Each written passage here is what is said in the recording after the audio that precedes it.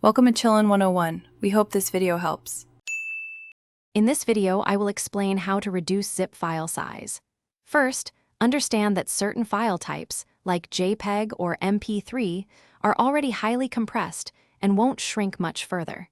Begin by removing any unnecessary files or duplicates from your folder before you even start the zipping process. This simple step can significantly reduce the initial size. Next, consider the type of data you're compressing and choose a suitable compression level for optimal results.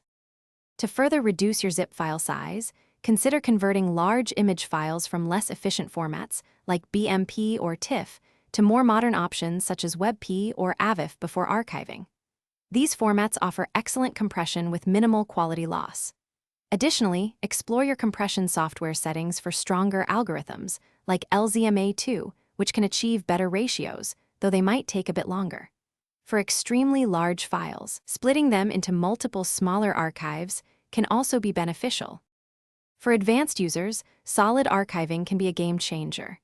This method treats all files in an archive as one continuous data block, often leading to better compression, especially with many small, similar files.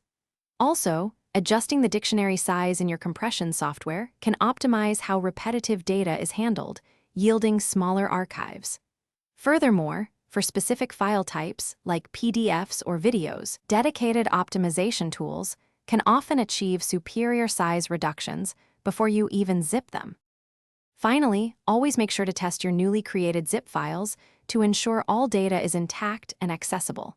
Remember, there's a trade-off between the level of compression and the time it takes to both compress and decompress the files.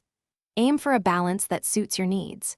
Keeping your compression software updated is also crucial, as newer versions often include improved algorithms and features that can offer even better size reductions. Happy zipping! Thanks for watching. Consider subscribing if we helped you.